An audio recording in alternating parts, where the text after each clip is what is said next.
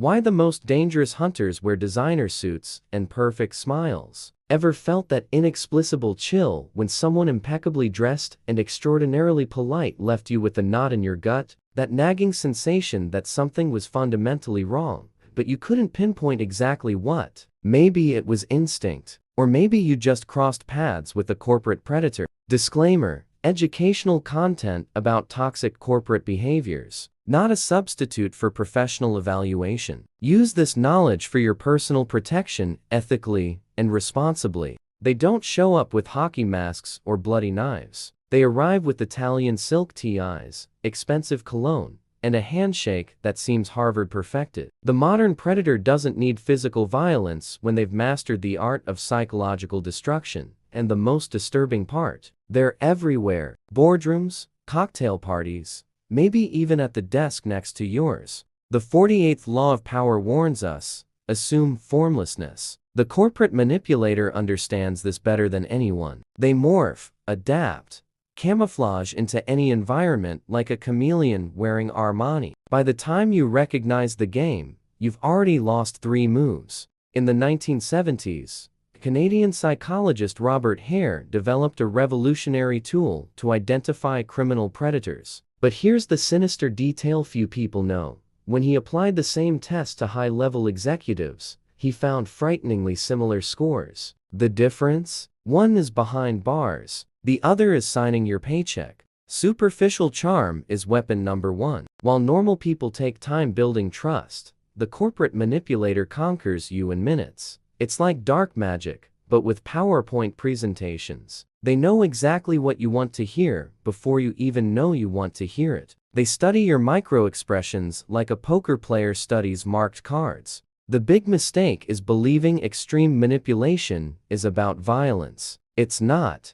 It's about absence. Absence of empathy, remorse, any genuine connection to other human beings. They see people as chess pieces, useful, disposable, manipulable. And that Italian suit? It's just battle armor. Practical action. Watch how someone treats irrelevant people: waiters, security guards, assistants. A corporate manipulator can't maintain the mask when there's no important audience. It's in these moments the charm slips and you see the coldness underneath. You know that person who has 1,000 success stories but is never responsible for any failure? Who was always betrayed, never the betrayer, who collects enemies like trophies and calls it having a strong personality. Write that name down. You might have found your elegant predator. The question isn't if you'll cross paths with a suited predator in your life. The question is, when it happens, will you recognize it before becoming prey? If you've already identified someone like this around you,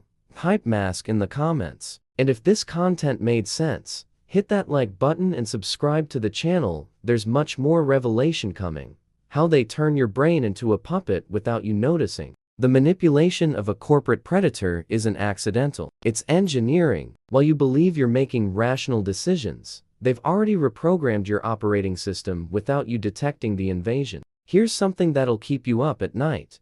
The human brain didn't evolve to deal with social predators. We evolved to identify lions and snakes, not manipulators. Wearing Patek Philippe watches, our alert system fires when we see sharp teeth, not when we see Excel spreadsheets and quarterly targets. And corporate predators know this better than any neuroscientist. Law 27 of power teaches: create a cult-like following. The elegant predator doesn't need fanatic followers. They just need you to doubt yourself. When you start questioning your own perception of reality, they've already won. This has a name: corporate gaslighting. In 1920s Hollywood, a studio executive named Jack Warner perfected this technique. He built an empire not through talent discovery, but through psychological control. Actors would question their own sanity before questioning his decisions. He didn't need threats when he had the ability to make people distrust their own minds. The studios called him a genius. His victims called him something else entirely. The corporate manipulator uses 3 main tools, and all are invisible. First, the poisoned compliment. You tried so hard on this project. Shame it didn't work out. Sounds supportive, but it's a double punch that makes you feel incompetent and grateful simultaneously. Second, triangulation. They create conflicts between you and colleagues, always remaining the neutral mediator. Third, and most lethal, gradual isolation. They cut your connections one by one, till you depend solely on them for validation. The scariest part, the smarter you are, the more vulnerable you become. Analytical people believe they can't be manipulated because they see things clearly. Exactly what the predator wants you to think. They use your intellectual confidence as the entry point. It's like hacking a banking system using the manager's own password. Practical action. Keep a private record of important conversations. When something doesn't add up later, you have concrete evidence. Manipulators count on your faulty memory and tendency to self-doubt. Documentation is kryptonite to gaslighting. Notice the pattern. They never attack when there are reliable witnesses. Destructive conversations always happen behind closed doors, in empty hallways, on unrecorded calls. When there's an audience, it's all charm and professionalism. It's almost theatrical, and that's exactly what it is. A one-person show where they study you like a script. The corporate predator doesn't feel pleasure destroying you. That would require emotion. They simply see your destruction as a necessary step toward their objective. You're not an enemy. You're an obstacle. Or worse, you're a tool. And tools get discarded when they no longer serve their purpose. Is there someone in your life who always knows exactly what makes you insecure? Who jokes about your weak points and calls it a sense of humor? Who makes you feel lucky to have their attention even when that attention hurts? You're not being too sensitive. You're being hunted. If you recognize these tactics, type control in the comments. Like this video and share it with someone who needs to wake up to the game. The revelation is just beginning. What if the predator is your boss, your partner, or your investor? Now, we're entering truly dark territory. Because one thing is identifying a corporate manipulator from a distance. Something completely different is discovering you're tied to one, professionally, financially, or emotionally. The naked truth. The closer they are, the more dangerous they become. And the more you've invested in the relationship time, money, reputation, the harder it is to admit you're dealing with a predator. It's the perfect trap. Your own resistance to accepting reality becomes the prison. Law 3 of Power warns, conceal your intentions. The elevated manipulator doesn't reveal the game until they're certain you can no longer exit. In the beginning, it's perfection. They're the best boss, the most dedicated partner, the most attentive investor. They bombard you with opportunities, praise, attention. Psychologists call this love bombing. And it works because our brains are addicted to validation. When the bomb explodes, you're already inside the blast radius.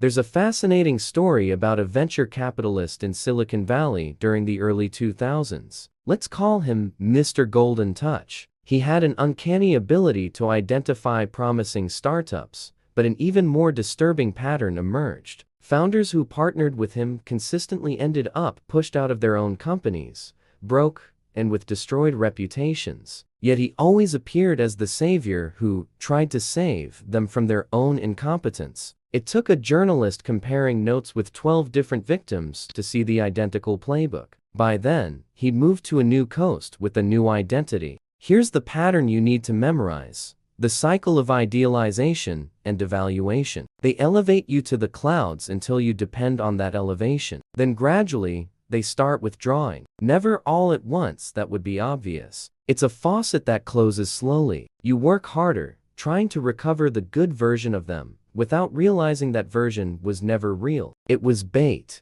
The manipulator in a position of power uses their authority as a psychological weapon. They don't need to yell or threaten directly. A prolonged silence is enough. A look, a strategic sigh. They transform the environment into an emotional minefield where you're permanently walking on eggshells. And when you finally explode from stress, they point to your instability as proof the problem was always you. Practical action.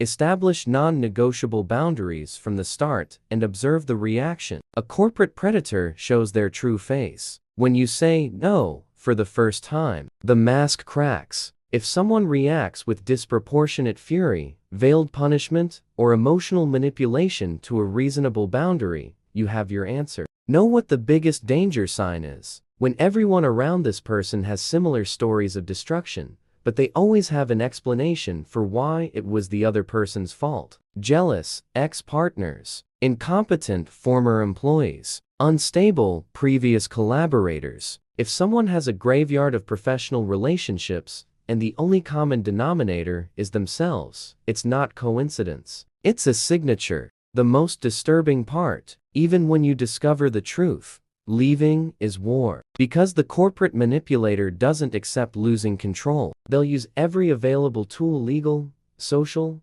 financial, reputational, to keep you trapped or destroy you on the way out. Not from anger, simply because you've become a threat to their house of cards. Are you in a professional relationship where going insane seems more likely than achieving success? Where your achievements are theirs and your mistakes are yours? Where you're afraid of free time because you don't know if you'll disappoint someone? It's not imposter syndrome, it's psychological colonization. If you're in this trap now or have been, type freedom in the comments. Hit that like button so this content reaches those who need it most. Subscribe to the channel. The final act of this revelation comes now. Why? Your survival depends on you. Stop being nice. Here's the final truth nobody wants to tell you.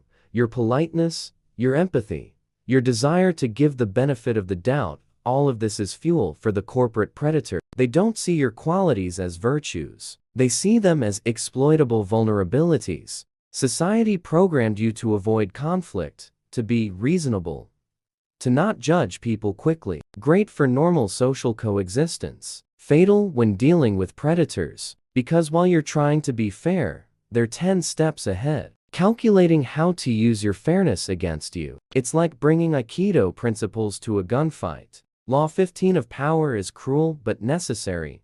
Crush your enemy totally. I'm not talking about revenge that's still playing their game. I'm talking about total disconnection. Corporate manipulators feed on reaction, anger, sadness, fear. Everything is fuel. The only winning move is removing yourself from the board completely. No drama, no explanations, no closure. Simply disappear from their life. There's a documented case of a tech entrepreneur in Austin who discovered his co-founder was a predator. For 2 years, he endured psychological warfare while secretly building an exit strategy. He transferred intellectual property, secured separate funding, documented every manipulation. When he finally left, the manipulator tried the usual playbook: smear campaigns, legal threats, turning investors against him. But he had anticipated every move. The predator expected emotional chaos he could exploit. He got strategic silence instead. Within a year,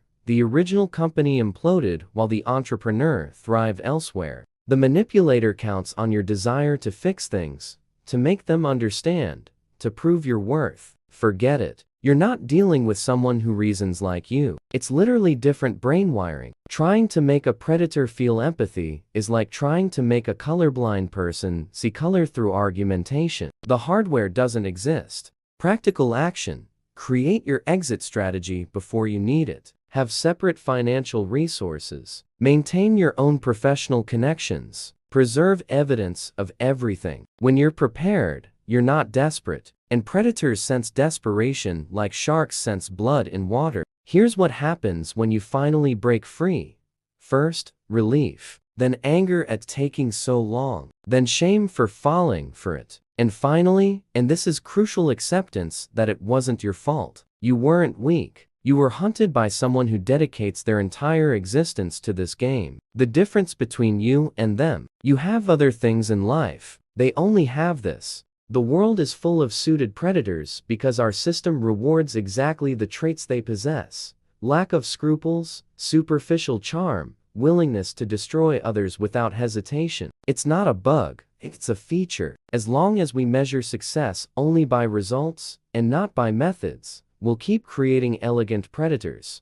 But now you know. You know how to identify them. You know the patterns. You know that inexplicable discomfort is your evolutionary alert system screaming. You know that excessive charm is a red flag, not an invitation. You know that when someone seems too good to be true, they usually aren't true. The last thing a corporate manipulator wants is for their prey to communicate with each other. Because when victims compare notes, the pattern becomes obvious. They're not misunderstood geniuses. They're serial predators, using the same playbook on different people. Their power lies in the silence and shame of victims. Break that silence, break the power. You can't change the manipulator, can't save them, can't make them see the error, but you can save yourself, can protect others by sharing knowledge, can refuse to be prey, and can finally use the intelligence they tried to turn against you to see the game before entering it. If this content opened your eyes to something you were denying, type awake in the comments. Hit that like button, subscribe to the channel, and share this video. It might be the difference between someone walking into the trap or escaping it. Knowledge is the only weapon that works against elegant predators.